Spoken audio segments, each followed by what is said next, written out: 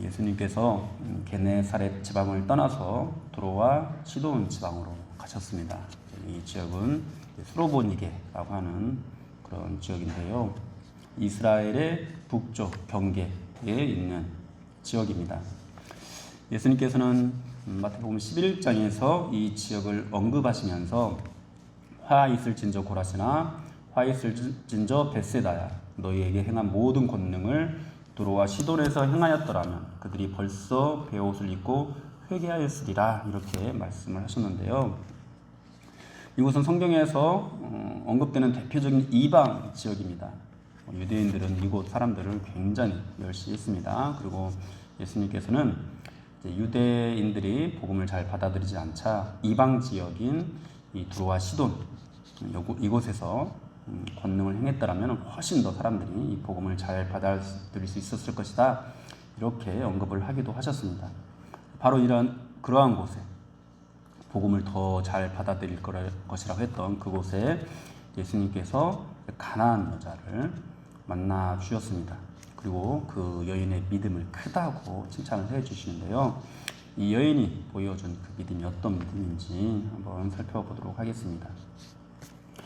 가나안 여자가 이제 주님께 나와왔는데요. 이 여인이 예수님께 나온 이유는 그녀의 딸이 귀신이 들려서 고통을 받고 있었기 때문입니다. 아마도 이 여인은 이제 그 다른 이방인들처럼 바알을 섬기고 있는 그런 사람이었을 겁니다. 이제 자기가 섬기고 있는 그 우상 안에서 자기 딸을 고치기 위해서 이런저런 모든 시도들을 다 해봤겠죠. 그런데 이제 문제를 해결하지 못했습니다. 그때 예수님에 대한 소문을 듣게 되었고 또 마침내 그 예수님이 자기가 사는 그 지역으로 오셨다라는 것을 알게 됐습니다. 여인은 이제 예수님이라면 내 딸을 고쳐줄 수도 있겠다 이제 이런 생각을 하게 됐고 그런 마음으로 예수님을 찾아온 것이었습니다.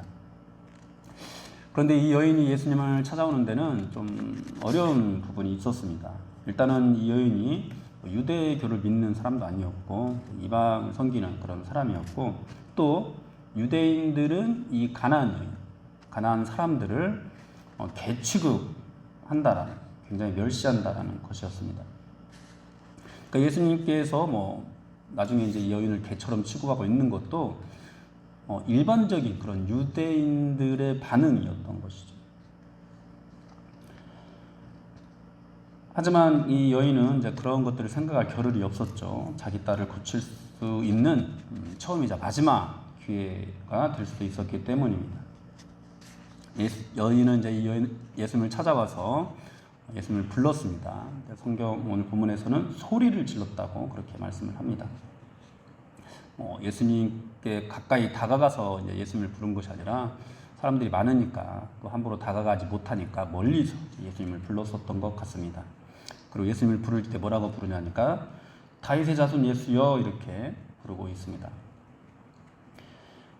이런 부름, 이런 호칭은 유대인들에게서도 찾아볼 수 없었던 굉장히 놀라운 호칭인데요. 왜냐하면은 다윗의 자손이다라는 이 말은 곧 메시아다, 메시아여 이렇게 부르는 그런 뜻이기 때문입니다.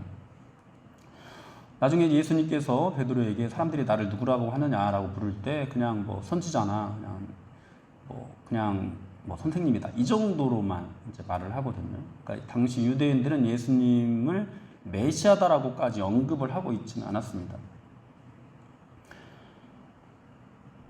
그런데 이제 하나님을 알지 못하는 이 가나안 여인이 예수님을 구약에서 예언된 메시아, 다윗의 자손 이렇게 이제 부르고 있는 것이죠. 여러분 이 여인이 성경을 얼마나 알았겠습니까? 그냥 사람들의 소문만 들었을 뿐입니다. 사람들은 예수님이 그리스도인지 아닌지 이런 논쟁들을 하고 있었을 거고 당시 유대인들은 그리스도일 수도 있겠다 이런 기대를 가지고 있었습니다. 하지만 누구도 쉽게 예수님이 그리스도다 이렇게 말을 하지 못했는데요. 일단은 그 유대교 종교 지도자들의 눈밖에 날까봐 그래서 유대 사회로부터 따돌림을 당할까봐 두려웠기 때문이고 또 이제 자기들이 가지고 있는 이 성경 지식으로 이제 예수님을 판단하다 보니까 예수님이 뭐 놀라운 일을 행하는 건 맞는데 뭐 안식일도 범하네 뭐 이런 식의 판단을 했기 때문일 겁니다. 그런데 이 여인은 뭐 성경에 대한 뭐 얄팍한 지식도 없고 또 유대교의 눈치를 볼 필요도 없었습니다. 이 여인이 알고 있는 것은 자기 딸을 고칠 수 있는 분이 예수님밖에 없다라는 그런 사실이었고 또 뭐 논쟁이 있던지 없던지 일단은 사람들이 저분이 메시아일 수도 있다. 저분이 그 다윗의 자손 그리스도일 수도 있다라고 말하는 것. 그래서 야 정말 저분이 그리스도일 수도 있겠구나. 뭐 그냥 이 정도였습니다. 여러분 우리가 이것들을 볼 때 정말 예수님을 믿는 것, 그러니까 예수님을 믿는다고 하는 것, 이것에는 대단한 지식이 필요하지 않다라는 것을 알 수가 있습니다. 뭐 오랜 그런 신앙 경력을 필요로 하지도 않습니다. 어제까지 다른 종교를 가지고 있었다고 해도 상관이 없습니다. 크든지 작든지 우리에게 있는 문제들의 그 유일한 해결은 오직 그리스도께만 있다라는 이런 간절함과 성경에서 예수님이 유일한 구원자라고 하더라, 구원자다라고 막 뭐라고 막 어떤 막 그런 성경의 근거들을 다 막 이렇게 알고 있지 않아도 그런다고 하더라, 이 정도의 지식이면 충분합니다. 성숙한 신앙생활과 또 신앙의 성장을 위해서는 우리가 뭐 예수님에 대해서 더 자세히 알 필요, 배울 필요는 있겠지만 사실 우리가 예수님에 대해서 더 알길 원하는 것은 은혜를 입기 위한 그런 마음이어서는 안 되고 주님을 사랑하기 때문이어야 하는 거거든요. 은혜를 입기 위한 마음, 오늘 그런 믿음은 오늘 이 여인과 같은 정도면은 지식과 그런 어떤 마음 정도면 충분하다라는 것입니다. 그렇게 오늘 이 여인은 정말 구원 얻기 합당한, 은혜를 입기 합당한 그런 믿음을 보여주고 있습니다. 그런데 이 여인이 예수님을 부르는데도 오늘 본문에서 보면은 예수님은 아무런 반응도 하지 않고 있는 것을 보게 됩니다. 오히려 이제 제자들이 와서 이 여인을 만나 주십시오 이렇게 이제 청하게 되었습니다. 제자들이 예수님께 이 가나안 여자를 만나달라고 청하는 것은 평소 예수님을 통해서 보았던 모습들 때문일 겁니다. 예수님은 죄인들을 거절하지 않으셨고 이방인도 그렇게 차별하지 않는 분이셨습니다. 그런데 뜻밖에도 오늘 이 자리에서는 예수님께서 나는 이스라엘의 잃어버린 양 외에는 다른 데로 보내심을 받지 않았다 이렇게 또 말씀을 하고 있습니다. 그러니까 나는 이방인들을 만나러 이곳에 온 것이 아니다. 뭐 이런 어떤 의미가 담겨 있는 그런 말씀이죠. 그런데도 불구하고 여인은 또 예수님의 바로 앞에 와서 또 엎드립니다. 그리고 제발 도와달라고, 주여 저를 도우소서 이렇게 간청을 합니다. 그런데 이제 더 냉담한 대답이 돌아왔습니다. 자녀의 떡을 취하여 개들에게 던짐이 마땅하지 않다. 예수님이 다른 유대인들과 다를 바 없는 그런 편견으로 여인을 대하고 있는 것이었습니다. 여러분, 이 가나안 사람들은 뭐 유대인들의 이런 편견에 굉장히 익숙했습니다. 그러면서도 정말 이런 편견에 대해서 굉장히 분노하는, 반감이 컸습니다. 그러니까 이 예수님의 이런 말씀은 이 여인의 마음을 산산조각 내기에 정말 충분한 그런 말이었던 거죠. 예수님도 다른 유대인들과 다를 바 없이 우리를 멸시하는구나. 그리스도라고 여겨진 이 사람이 나를 만나러 온 것이 아니구나. 나를 구원하러 온 것이 아니구나. 이런 생각을 갖게 하기에 충분했던 것이죠. 그런데 여러분, 오늘 본문에서 여인은 어떤 모습을 보입니까? 이런 것들에 대해서 전혀 신경을 쓰지 않고 좌절하지 않았습니다. 예수님이 자신을 개취급하는 것들을 받아들였고, 그리고 자기 스스로 나는 은혜를 받을 만한 그런 자격이 있는 사람이 아닙니다 이렇게 인정을 했습니다. 그리고 말하기를 부스러기 은혜, 주인의 상에서 떨어지는 그런 부스러기 은혜라도 주십시오 이렇게 간청을 했습니다. 여러분, 오늘 이 여인이 보이고 있는 이 믿음에 어떤 대단한 지식이 있습니까? 이 여인의 믿음에 오랜 노력, 공로 이런 것들이 있습니까? 여러분, 이런 것들이 전혀 없습니다. 이 여인은 불과 얼마 전까지만 하더라도 바알과 같은 우상을 섬겼던 사람입니다. 그저 예수님에 대한 소문만 듣고 예수님을 그리스도라고 여기면서 그렇게 나왔을 뿐입니다. 어쩌면 예수님을 다윗의 자손이라고 고백을 한 것도 정확한 지식, 확실한 믿음 이런 것들로 고백한 것이 아니라 그냥 간절함, 이분이 아니면 안 된다라는, 이분께 반드시 도움을 입어야 된다라는 그런 간절함에서 나오는 고백이었는지도 모릅니다. 그런데 이 여인의 태도는 분명히 남다른 데가 있습니다. 특히 유대인들과 달랐습니다. 사실 유대인들, 바리새인과 서기관들도 이 여인이 받았던 것 같은 그런 취급을 받았거든요. 예수님은 바리새인과 서기관들을 향해서 독사의 자식들아 이렇게 말씀을 하셨습니다. 그러자 이제 유대인들은 분노했고 자신들의 모든 지식을 다 동원해서 예수님이 메시아가 아닌 이유들을 찾기 시작했습니다. 그런데 이 여인은 어떻게 했습니까? 자신을 개치고 하는 예수님에 대해서 분노하지 않았습니다. 오히려 더 납작 엎드렸습니다. 그리고 개들이 주인의 상에서 떨어지는 부스러기를 먹는 것처럼 그런 부스러기 은혜라도 달라고 그렇게 간청을 하고 있습니다. 그리고 이러한 이 여인의 모습에 예수님께서는 그 믿음을 칭찬하셨습니다. 네 믿음이 크다. 그리고 그녀의 소원을 이루어 주셨습니다. 사랑하는 여러분, 이제 바로 좀 앞에서 예수님께서는 베드로에게 무리를 걷다가 물에 빠져버린 베드로에게 믿음이 적은 자여 이렇게 말씀을 하기도 하셨거든요. 그런데 오늘 이방 여인에게 믿음이 크다라고 또 말씀을 하고 있습니다. 베드로는 이제 무리를 걷다가 예수님을 바라보지 못하고 풍랑의 시선을 빼앗겨서 내가 이러다 빠지게 되는 거 아닌가 이렇게 의심을 했습니다. 예수님께서는 그런 믿음을 가지고 이제 적은 믿음이다, 믿음이 적다라고 말씀을 하셨는데요.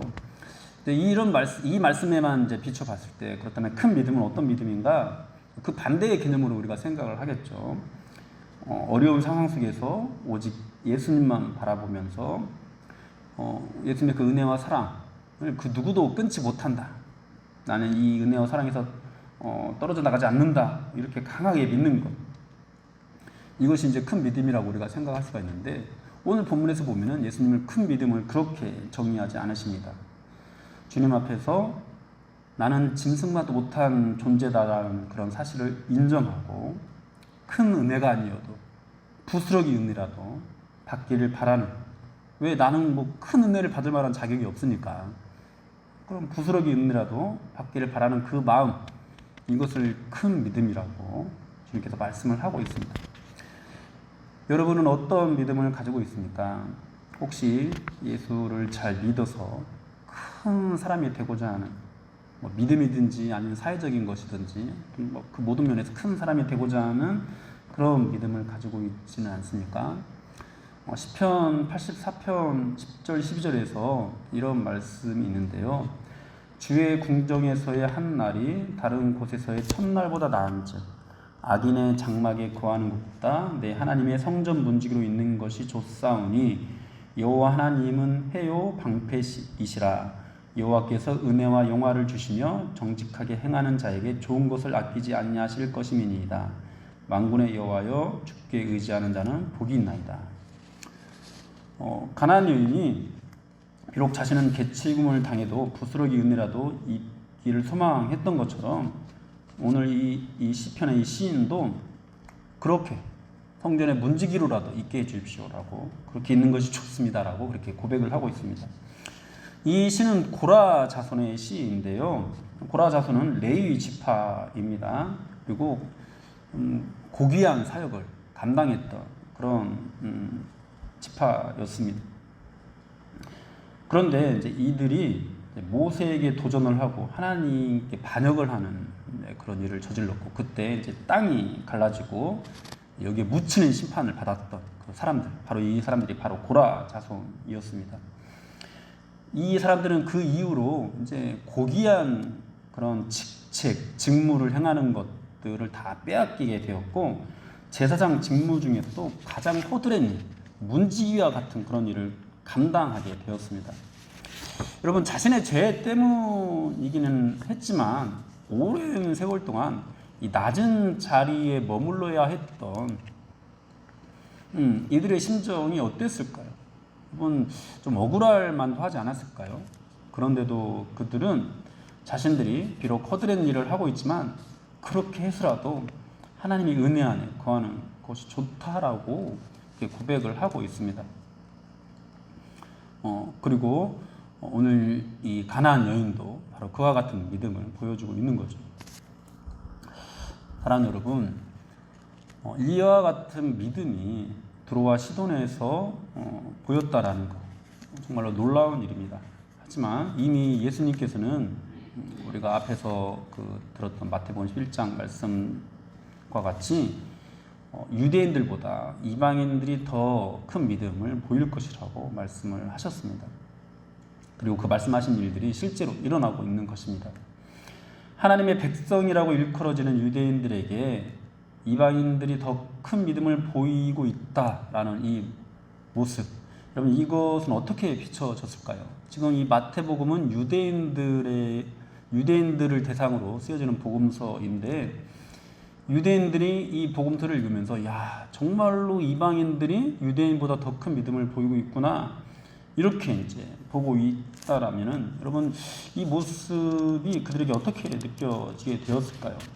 마치 오늘날 이제 오랫동안 신앙생활 하는 사람은 이제 은혜에 무뎌져서 은혜가 있나, 그냥 어떤 습관처럼 또는 그냥 무딘 어떤 그런 마음으로 교회에 다니고 있는데, 이제 막 교회에 나오기 시작한 사람들이 뜨거운 은혜를 받고 막 감격해서 울고 정말 뭔가 큰 은혜를 받는 것처럼 보이는 그런 모습을 바라보는 그런 우리의 심정은 어떨까요? 나도 옛날에 그랬는데 뭐 이렇게만 생각하고 있는 사람이 있을 수 있겠고, 왜 나는 지금 내가 오랜 동안 신앙생활을 했다면 저 사람보다 더 뜨거운 은혜를 받아야 되는데 나는 왜 저런 은혜를 받지 못하지? 왜 하나님은 저런 사람에게만 은혜를 베푸시지? 이런 생각을 할 수도 있을 겁니다. 그렇습니다. 여러분, 참 이 신앙이라는 것이 참 이상합니다. 오랫동안 신앙생활을 하면 할수록 더 큰 은혜를 받아야 되는데 그렇지 못한 경우가 많습니다. 신앙생활을 오래 하면은 나도 옛날에 그랬는데 그냥 여기에만 머물러 있고 더 이상 이제 그런 감동은, 예전에 뭐 그런 것에 감동했지만 뭐 그것이 이제 더 이상 나를 감동시키지 못하는 거죠. 용서받았다라는 거 알긴 알겠는데 예전에 감동했던 것만큼 그것이 나를 감동시키지 못하는 거죠. 여러분, 왜 그럴까요? 주님께서는 오늘 이 말씀을 통해서 유대인들에게, 그리고 오랫동안 예수를 믿어온 우리들에게 큰 믿음을 가지라고 도전을 하고 있습니다. 큰 믿음은 어떤 믿음이죠? 성경에 대한 어떤 대단한 지식이나 또는 막 열심히 노력했던 어떤 신앙의 경험, 이런 것들에 기인하는 믿음이 아닙니다. 예수님만이 유일한 해답이라는 그런 간절함과 그분 앞에서 나는 짐승만도 못한 존재일 뿐이라는 겸손함이 큰 믿음입니다. 사랑하는 여러분, 큰 믿음은 어떤 놀랍고 위대한 일을 이루어내는 것이 결코 아닙니다. 그냥 오늘 이 가나안 여인과 같은 모습을 보이는 것, 이것이 큰 믿음입니다. 유대인들처럼 자신의 지식과 경험을 내세우면 오히려 이제 믿음이 작아지는 것이죠. 하나님의 은혜는 항상 우리로 하여금 이와 같은 가난한 마음을 갖게 합니다. 그리고 주님 앞에서 줄이고 목마른 심령이 되게 합니다. 다른 것이 다 있어도 주님의 은혜 없이는 한순간도 살 수 없다라고 고백을 하게 합니다. 여러분은 이런 마음으로 내가 이제 복받을 만하다, 내가 지금 뭐 열심히 새벽 제단을 쌓았으니까 주님이 내 기도를 응답하실 거다, 이런 마음으로 나아가고 있습니까? 아니면은 이 가나안 여인과 같은, 내가 비록 지금까지 오랜 신앙생활을 했지만 오늘 주님이 나를 거절하셔도 나는 정말 할 말 없는 존재다, 나는 혹시 주님께서 이 세상에 있는 모든 사람을 구원하시고 나 한 사람 구원하지 않는다고 해도 나는 정말 할 말 없는 그런 존재다 라는 그런 마음으로 나아가고 있습니까? 혹시 주님을 향한 어떤 나의 갈망이 있는데 그 갈망이 다른 것이 아니라 내 삶의 자존심과 명예와 욕심을 채우기 위해서 동원되고 있지는 않습니까? 진정으로 큰 믿음이 무엇인지 깨달으십시오. 그리고 여러분, 가나안 여인과 같은 간절하고 겸손한 마음으로 오늘 주님 앞에 엎드리십시오. 여러분, 그러면은 정말 주님께서 그 믿음을 칭찬하시고, 대단한 믿음이 아니어도, 대단한 지식이 아니어도, 어떤 노력들이 없었어도 그 믿음을 큰 믿음이라고 칭찬하시면서 은혜를 베풀어 주실 것입니다. 여인의 소원을 들어주셨던 것처럼 우리의 소원도 이루어지시는 그런 은혜가 임하게 될 겁니다. 주님 앞에 이 믿음으로 엎드리면은 여러분, 부스러기 은혜 정도가 아니라 하나님의 상 위에서 진수성찬을 맛보는 풍성한 은혜를 경험할 수 있다라는 겁니다. 오늘 정말 이 여인과 같은 큰 믿음으로 엎드리시는 여러분들이 되시기를 주님의 이름으로 축원합니다.